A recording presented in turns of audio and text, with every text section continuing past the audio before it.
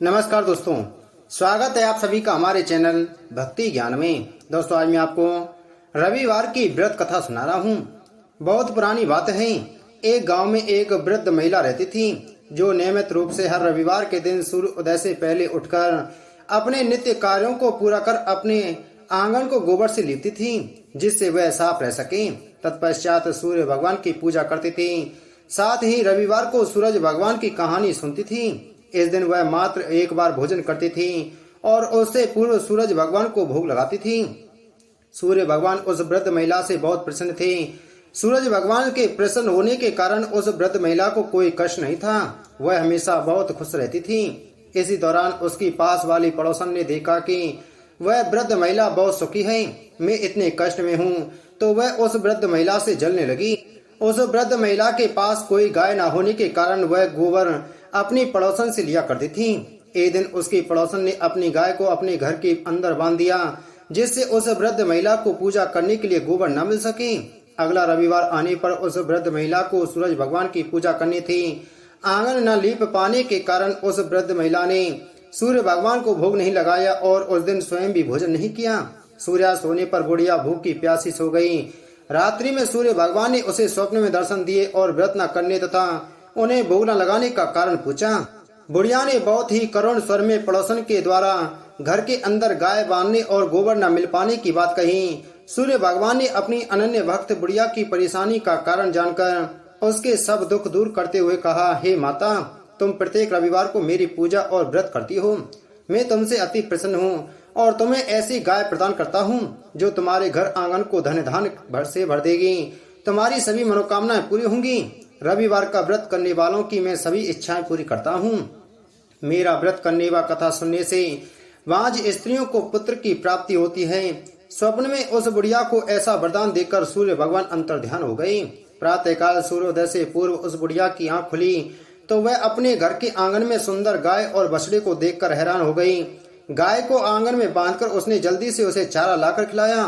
पड़ोस ने उस बुढ़िया के आंगन में बंधी सुंदर गाय और बछड़े को देखा तो वह उससे और अधिक जलने लगी। तभी गाय ने सोने का गोबर किया। गोबर को देखते ही पड़ोसन की आंखें फट गईं। पड़ोसन ने उस बुढ़िया को आसपास न पाकर तुरंत गोबर को उठाया और अपने घर ले गई तथा अपनी गाय का गोबर वहां रखाई। सोने के गोबर से पड़ोसन कुछ ही दिनों में धनवान हो गई। गाय प्रतिदिन सूर्योदय से पूर्व सोने का गोबर किया करती थी और बुढ़िया के उठने से पहले पड़ोसन उस गोबर को उठाकर ले जाती थी। बहुत दिनों तक बुढ़िया को सोने के गोबर के बारे में कुछ पता ही नहीं चला। बुढ़िया पहले की तरह हर रविवार को भगवान सूर्यदेव का व्रत करती रही और कथा सुनती रही। लेकिन सूर्य भगवान को जब पड़ोसन की चालाकी का पता चला तो उन्होंने तेज आंधी चलाई। आंधी का प्रकोप देखकर बुढ़िया ने गाय को घर के भीतर बांध दिया। सुबह उठकर बुढ़िया ने सोने का गोबर देखा तो उसे बहुत ही आश्चर्य हुआ। उस दिन के बाद बुढ़िया गाय को घर के भीतर बांधने लग गई।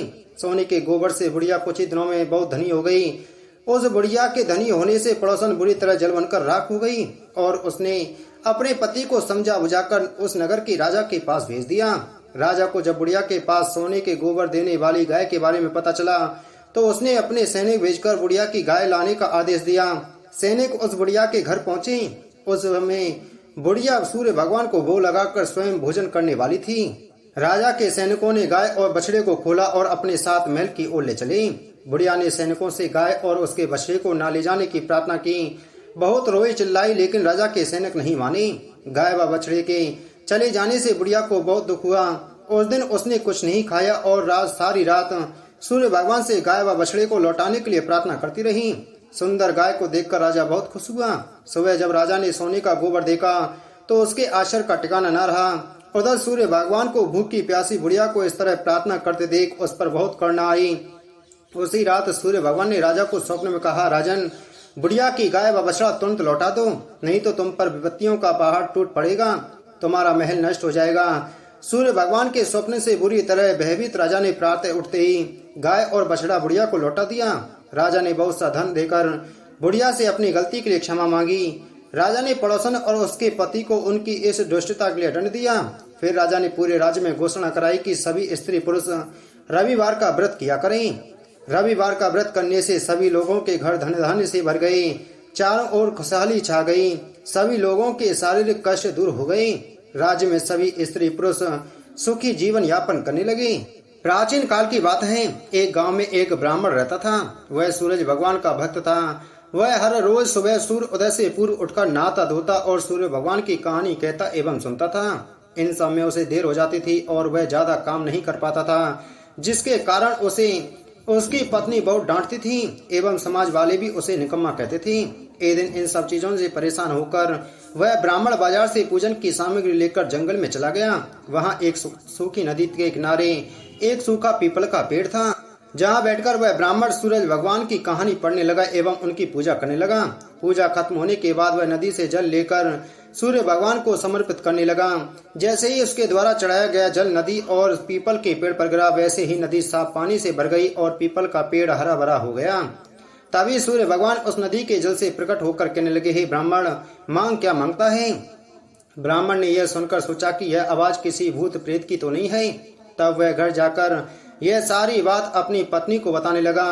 तब उसकी पत्नी समझ गई कि सूरज भगवान ने इन्हें दर्शन दे दिया है। ब्राह्मण की पत्नी उसे समझाती है और कहती है कि सूर्य भगवान आपसे प्रसन्न होकर आपको वरदान देना चाहते हैं। तब ब्राह्मण अपनी पत्नी से कहने लगा, वरदान में क्या मांगूं, बताओ। उसकी पत्नी ने कहा कि कम शब्दों में जितना हो सके मांग लो। और ब्राह्मण को सूर्य भगवान से यह मांगने को कहा कि अपने महल के अंदर सोने के पालने में पर पोते को दासियों द्वारा खिलाते अपनी आंखों से देख पाऊं। अगले दिन जब वह जंगल में गया और सूर्य भगवान की पूजा एवं आराधना करने लगा, तभी भगवान सूर्य फिर से प्रकट होकर ब्राह्मण से वरदान मांगने को कहने लगे। तब ब्राह्मण अपनी पत्नी के द्वारा बताए गए शब्दों को सूर्य भगवान से कहने लगा। तब सूर्य भगवान ने यह सुनकर कहा, दिखने में तो तू बड़ा भोला भाला लगता है, पर एक ही बार में सब मांग लिया। सूर्य भगवान ने कहा, जा तेरी इच्छा पूरी होगी। वह ब्राह्मण जब जंगल से वापस अपने घर को गया तो यह देखकर हैरान रह गया कि उसकी टूटी हुई झोंपड़ी महल बन गई है और उस महल में दास दासियां आ जा रहे हैं। ब्राह्मण ने पास में बैठी हुई एक बूढ़ी महिला से पूछा, यहाँ तो मेरी झोंपड़ी हुआ करती थी। उसी समय महल के दरवाजे से एक सुंदर सी महिला गहनों और सुंदर कपड़ों से लदी हुई बाहर आई और ब्राह्मण से आकर बोली, आ जाओ, यह अपना ही घर है।